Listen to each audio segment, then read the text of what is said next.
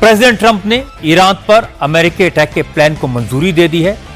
हालांकि ट्रंप ने यह क्लियर किया है कि उन्होंने इस प्लान को एग्जीक्यूट करने का फैसला अभी तक नहीं किया है, यानी प्लान तैयार है, बस ट्रंप के ग्रीन सिग्नल का इंतजार है।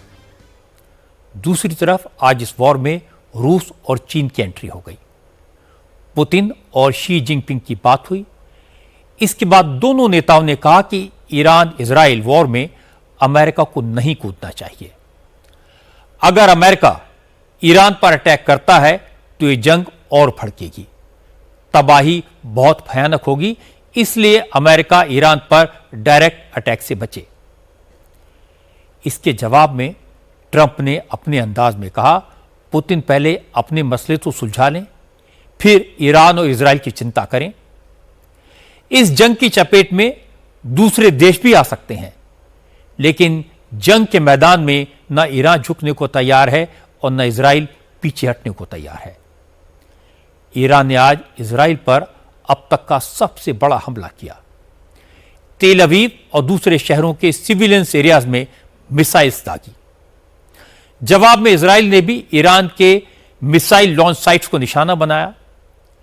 इजराइल के प्राइम मिनिस्टर बेंजामिन नेतन्याहू ने कहा, ईरान की गुस्ताखी का जवाब ऐसा दिया जाएगा कि पूरी दुनिया देखेगी। खमेनेई के खात्मे तक जंग जारी रहेगी। मतलब यह कि ईरान इजराइल की जंग अब और भड़केगी और दुनिया भी दो खेमों में बढ़ती दिखाई दे रही है। अमेरिका और यूरोप इजराइल के साथ हैं, जबकि आज रूस और चीन ईरान के साथ खड़े दिखाई दिए। इन सारी बातों का क्या मतलब है? अगर अमेरिका ईरान पर हमला करता है तो क्या रूस और चीन ईरान का साथ देंगे? क्या अब ईरान इजराइल की जंग वर्ल्ड वॉर की शक्ल अख्तियार कर लेगी? इन सारी बातों पर चर्चा करेंगे, लेकिन पहले आपको यह दिखाता हूं कि आज ईरान ने इजराइल पर कैसे बड़ा हमला करके अमेरिका को चैलेंज दिया। इजराइल के हमलों से बुरी तरह तबाह हो चुके ईरान ने आज जंग के 7वें दिन इजराइल पर अब तक का सबसे बड़ा अटैक किया। इजराइल पर मिसाइल्स की बरसात कर दी।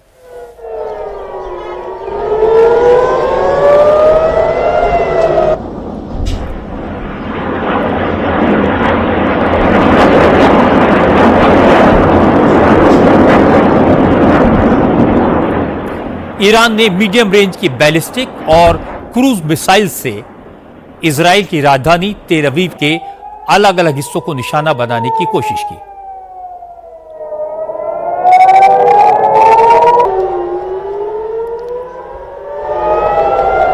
ईरान की मिसाइल्स का निशाना इजराइल का पोर्ट सिटी हाइफा भी था। इसके अलावा ईरान ने यरूशलेम शहर के उस हिस्से पर भी मिसाइल्स और ड्रोन से अटैक किया जो इजराइल के कब्जे में है। ईरान ने आज पहली बार इजराइल पर अटैक में मीडियम रेंज की बैलिस्टिक की एक नई मिसाइल खुर्रम शहर का इस्तेमाल किया। इसके अलावा ईरान ने सेजिन मिसाइल से भी इजराइल के होलोन शहर को निशाना बनाया।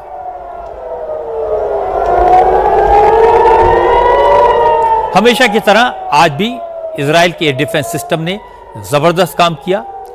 ईरान की ज्यादातर मिसाइल्स को आसमान में ही मार गिराया, लेकिन आज इजराइल की सेना ने यह बताया कि ईरान ने उसके ऊपर मल्टीपल वॉरहेड्स वाली मिसाइल से अटैक किया है, जिससे उसके डिफेंस के लिए चैलेंजेस बढ़ गए हैं। इसलिए तेल अवीव और दूसरे शहरों में आज दिन भर सायरन बजते रहे और आसमान में आतिशबाजी नजर आती रही।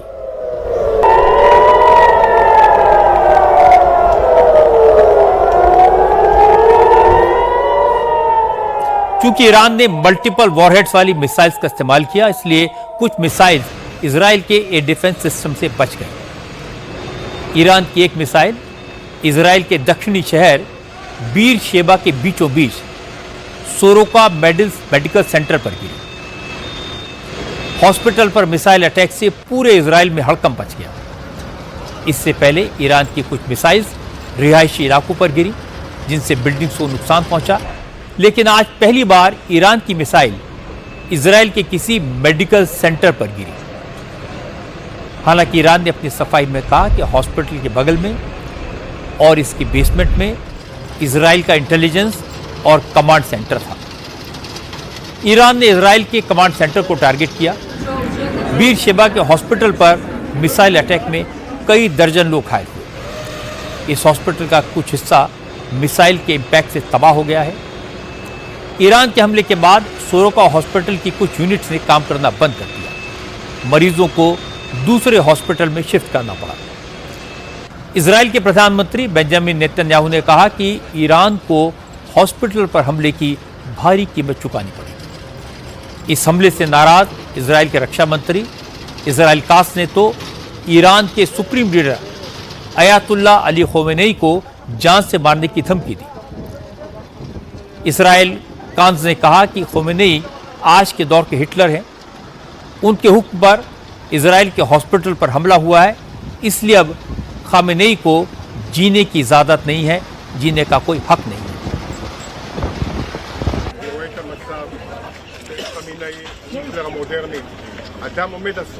मैं हालात देख रहा हूं। आज के दौर का खामेनेई जैसा तानाशाह जो एक मुल्क के अगवा है, उनका बहुत ज्यादा वैचारिक दबदबा है और वो इसका इस्तेमाल इजराइल को खत्म करने के लिए कर रहे हैं। वो अपने अवाम की ओर से ये मकसद हासिल करने के लिए हर संसाधन का इस्तेमाल कर रहे हैं। आज हम सबूत देख रहे हैं कि खामेनेई के हुक्म पर अस्पताल पर हमला हुआ है। हमने इस जंग के लक्ष्य तय किए हैं। हमारा मकसद परमाणु हमले के खतरे को खत्म करना और मिसाइल के खतरे का सफाया करना है। इस दौरान इजराइल के रक्षा बलों को निर्देश दिया गया है कि वो इन लक्ष्यों को हासिल करें। इस शख्स को कतई जिंदा नहीं रहना चाहिए। बीर शेबा के हॉस्पिटल के अलावा ईरान के मिसाइल्स ने और ड्रोन्स ने इजराइल के कई और शहरों और सबर्बन एरियाज को टारगेट किया। ईरान की एक मिसाइल तेल अवीव के स्टॉक एक्सचेंज की बिल्डिंग पर भी गिरी, जिससे इमारत को नुकसान पहुंचा। हालांकि ईरान के मिसाइल अटैक के बावजूद इजराइल के शेयर मार्केट में 52 हफ्ते की सबसे बड़ी बढ़त देखी गई। ये इजराइल की स्पिरिट को दर्शाता है। ईरान के अटैक से इजराइल के कई शहरों में नुकसान हुआ है। इन इलाकों से लोगों को सुरक्षित इलाकों में शिफ्ट कर दिया गया है। इजराइल में बहुत से लोग घर छोड़कर अंडरग्राउंड शेल्टर्स और जमीन के नीचे बने मेट्रो स्टेशन पे रात गुजारने को मजबूर हैं। एक इजरायली महिला ने कहा वो सेना में रह चुकी है, उसने बहुत सी जंग देखी है, लेकिन आज जितना तेज धमाका हुआ वैसा धमाका उन्होंने अपनी जिंदगी में पहले कभी नहीं सुना।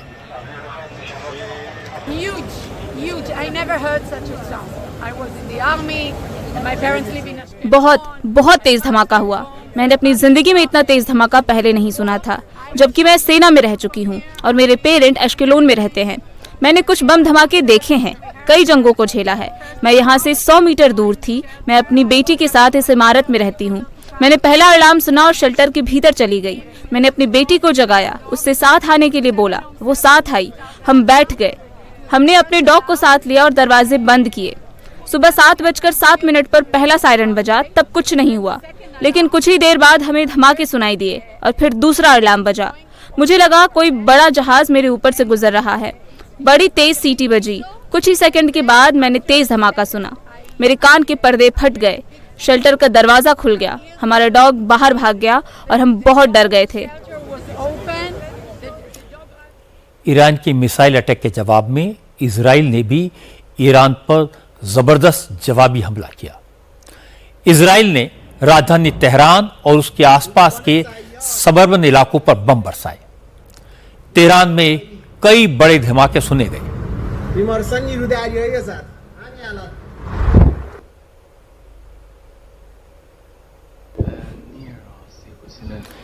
इजराइल की सेना ने बताया कि उसके 40 से ज्यादा विमानों ने ईरान में अलग अलग टारगेट्स पर बमबारी की है। इनका मकसद ईरान की न्यूक्लियर और मिसाइल फैसिलिटीज को खत्म करना है। आज इजराइल ने ईरान के अरक में एक न्यूक्लियर रिएक्टर पर बमबारी की। इजराइल की बमबारी के बाद अरक के न्यूक्लियर फैसिलिटी से धुएं का गुबार उठता हुआ देखा गया। अरक में ईरान का हैवी वाटर न्यूक्लियर रिएक्टर था। इजराइल ने कहा उसके हमले से अरक में ईरान का न्यूक्लियर रिएक्टर पूरी तरह तबाह हो गया है। इससे ईरान प्लूटोनियम बना रहा था, जिसका इस्तेमाल परमाणु बम बनाने में हो सकता था। आज इजराइल ने यह भी बताया कि उसने नंताज में ईरान के मेन एटमी ठिकाने पर एक बार फिर हमला किया। इस हमले का मकसद ईरान की एक और न्यूक्लियर फैसिलिटी को नष्ट करना था। صبح امروز حوالی ساعت 6 صبح شاهد تجاوز आज सुबह करीब 6 बजे हमने देखा कि बच्चों को मारने वाली यहूदी हुकूमत ने एक और हमला किया। हमारे एयर डिफेंस ने उनको बड़ा हमला करने से रोक दिया, लेकिन उनके 2 बम शोदाए खोंदाब न्यूक्लियर साइट पर गिरे। अभी इस इलाके से कोई रेडिएशन नहीं हो रहा है, क्योंकि पहले ही इस जगह की हिफाजत के लिए जरूरी कदम उठा लिए गए थे। इस जगह को खाली करा लिया गया था, जिससे किसी की जान नहीं गई। इसके अलावा दुश्मन के हमले में किसी रिहायशी इलाके को नुकसान नहीं हुआ, कोई जख्मी नहीं हुआ है। इजराइल की बमबारी की वजह से ईरान में 800 से ज्यादा लोग मारे गए हैं, 2000 से ज्यादा घायल हैं। ईरान की राजधानी तेहरान घोस्ट सिटी बन गई है। तेहरान की करीब 1 करोड़ की आबादी से ज्यादातर लोग ईरान के दूसरे शहरों में चले गए हैं। ईरान में पढ़ने वाले स्टूडेंट्स ने पड़ोस के यज़्द शहर का रुख किया है, जबकि बहुत से लोग कुम और इस्फहान शहर में चले गए हैं। तेहरान में इस वक्त बर्बादी का मंजर है। तेहरान शहर से दूसरे इलाकों को जाने वाली सड़कों पर गाड़ियों का हुजूम है। तेहरान छोड़कर यज़्द पहुंचे लोगों ने बताया कि ईरान में पेट्रोल डीजल की भी किल्लत होने लगी है और लोगों के लिए महफूज ठिकाने तलाशना मुश्किल होता जा रहा है।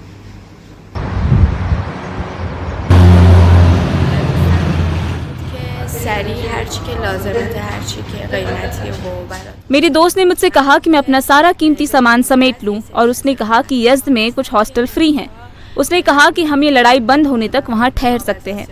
रास्ते में ईंधन और जीपीएस की गड़बड़ी की वजह से हमें काफी दिक्कतें भी आईं। हालांकि आखिर में हम यहाँ पहुँच गए और इन लोगों ने हमें खुशी खुशी साथ रहने की इजाजत दे दी। हम यहाँ पिछली 2 रातों से रुके हैं। यज़्द दूसरे शहरों के मुकाबले ज्यादा सेफ है। चूंकि कुछ लोगों के ठहरने के लिए दिक्कत हो रही थी, इसलिए हमने तय किया कि हम उन लोगों की मदद करेंगे जिनको मुफ्त में रहने की जगह नहीं मिल पा रही है। इजराइल की बमबारी के बीच ईरान के विदेश मंत्री अब्बास अरागची यूरोपीय देशों से बातचीत के लिए जिनेवा जा रहे हैं, जहां वो फ्रांस, ब्रिटेन और जर्मनी के अधिकारियों के साथ बात करेंगे। फ्रांस के विदेश मंत्री ने कहा कि ईरान के अधिकारी अमेरिका से बात करने को तैयार हैं, लेकिन उनका कहना है कि पहले सीज फायर होना चाहिए। फ्रांस, ब्रिटेन और जर्मनी भी यही चाहते हैं। Dans les échanges que nous avons pu avoir avec les autorités iraniennes, हमारी ईरान के अधिकारियों से बात हुई है, उसमें उनका संदेश बिल्कुल साफ है। वो बातचीत शुरू करना चाहते हैं। अगर युद्ध विराम हो जाए तो ईरान अमेरिका से भी बात करने को तैयार है। हमारी ओर से मैं कह सकता हूं कि हम भी बातचीत शुरू करना चाहते हैं। शर्त बस ये है कि इन वार्ताओं का कोई ठोस नतीजा निकले, ईरान अपने परमाणु कार्यक्रम को पीछे ले जाए और इलाके को अस्थिर करने की अपनी गतिविधि बंद करे। इसमें कोई शक नहीं कि ईरान ने इजराइल पर तगड़े हमले किए हैं, कई शहरों में कई बिल्डिंग्स तबाह की हैं, लेकिन एक्सपर्ट का कहना है कि इन हमलों से इजराइल को ज्यादा फर्क नहीं पड़ेगा। ईरान इस बात पर संतोष तो कर सकता है कि उसकी मिसाइल्स तेल अवीव में आग बरसा रही हैं। ईरान को इस बात का भी संतोष होगा कि उसने इजराइल के आयरन डोम डिफेंस सिस्टम को कई बार नाकाम कर दिया। लेकिन दूसरी तरफ ईरान पर इजराइल के हमले प्रिसाइज और कंट्रोल्ड हैं। इजराइल एक एक करके ईरान की न्यूक्लियर फैसिलिटीज को तबाह कर रहा है। उसका लेटेस्ट अटैक अरक न्यूक्लियर फैसिलिटी पर है, जहां ईरान का हैवी वाटर न्यूक्लियर रिएक्टर था। इजराइल ने ईरान की टॉप मिलिट्री लीडरशिप को 2-2 बार खत्म कर दिया है। अब ईरान की मिलिट्री की कमांड थर्ड लाइन की लीडरशिप के हाथ में है। ईरान की मिसाइल्स का स्टॉक धीरे धीरे कम होता जा रहा है। फिलहाल बाहर से ईरान को कोई सपोर्ट नहीं मिल रहा, जबकि इजराइल के साथ अमेरिका पूरी ताकत के साथ डटा हुआ है। डिफेंस और अटैक दोनों के लिए अमेरिका का सपोर्ट है। ईरान ऊपर से कुछ भी कहे, अंदर से वो भी चाहता है कि यह जंग बंद होनी चाहिए। जाहिर है ये आत्मसम्मान की कीमत पर तो नहीं किया जा सकता, लेकिन ईरान यूरोपीय देशों से बातचीत के लिए तैयार है, ये काफी बड़ा संकेत है। लेकिन जिनेवा में होने वाली बातचीत में इजराइल का कोई खास इंटरेस्ट दिखाई नहीं देता। इजराइल का ईरान के स्काई पर कब्जा है। वो जब चाहे जहां चाहे अटैक कर सकता है, इसलिए वो उस लड़ाई को अंजाम तक पहुंचाना चाहता है। इजराइल का पहला टारगेट है ईरान की परमाणु बम बनाने की क्षमता को खत्म करना। दूसरा निशाना है ईरान में रिजीम चेंज करना। अब इजराइल के निशाने पर ईरान के सबसे बड़े लीडर खामेनेई हैं, लेकिन खामेनेई को खत्म करने से ईरान को बहुत फर्क नहीं पड़ेगा। खामेनेई का बेटा उनकी जगह ले सकता है। मतलब ये, अगर खामेनेई को कुछ हुआ तो इजराइल का ईरान के रिजीम चेंज करने का पर्पस पूरा नहीं होगा। इजराइल को अब इंतजार है कि अमेरिका इस जंग में कब और कैसे एंट्री लेता है। आज प्रेसिडेंट ट्रंप ने कहा उन्होंने ईरान पर अटैक के मिलिट्री प्लान को मंजूरी दे दी है। हालांकि उन्होंने अभी अटैक को फाइनल गो अहेड नहीं दिया है। इस बीच अमेरिका ने अपने aircraft carrier USS Gerald R Ford को यूरोप के लिए रवाना कर दिया है। ब्रिटेन ने भी अपने कुछ जंगी जहाज मिडिल ईस्ट की तरफ भेजे हैं। हालांकि आज प्रेसिडेंट ट्रंप ने एक बार फिर से कहा उन्होंने ईरान पर हमले को मंजूरी नहीं दी है, पर वो इंश्योर करना चाहते हैं कि ईरान के पास एटमी ताकत किसी भी सूरत में नहीं होनी चाहिए।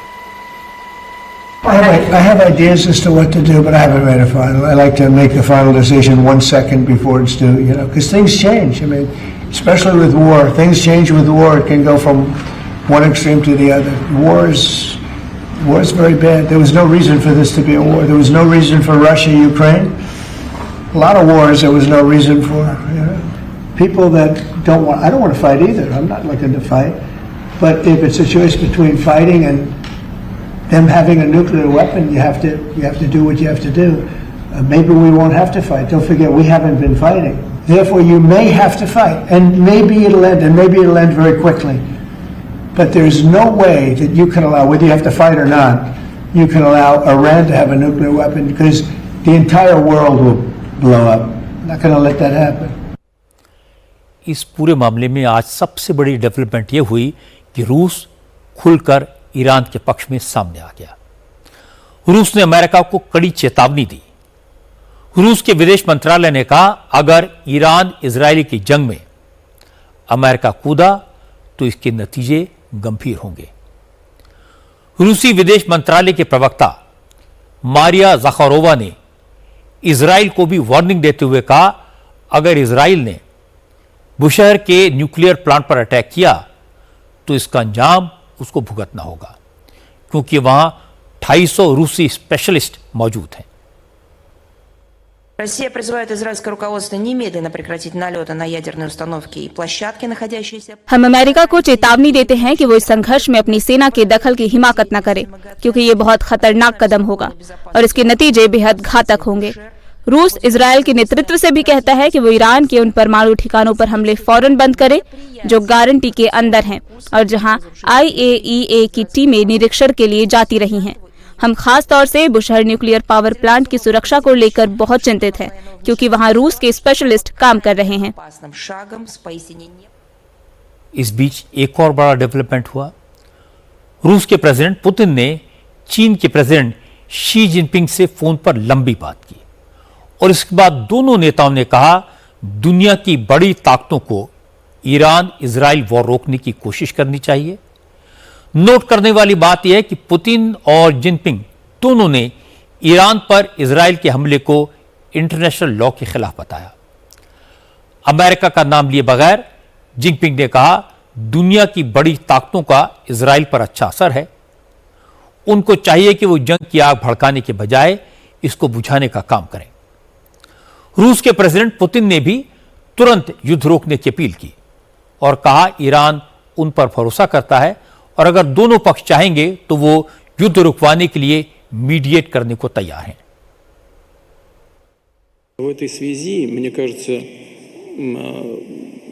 было бы правильным всем вместе जमीन के भीतर जो कारखाने हैं वो मौजूद हैं, उनको कुछ नहीं हुआ है। इस मामले में मुझे लगता है कि उचित ये होगा कि सबको मिलकर काम करना चाहिए ताकि ये टकराव खत्म हो और इसमें शामिल सभी पक्षों के बीच में समझौता हो जाए।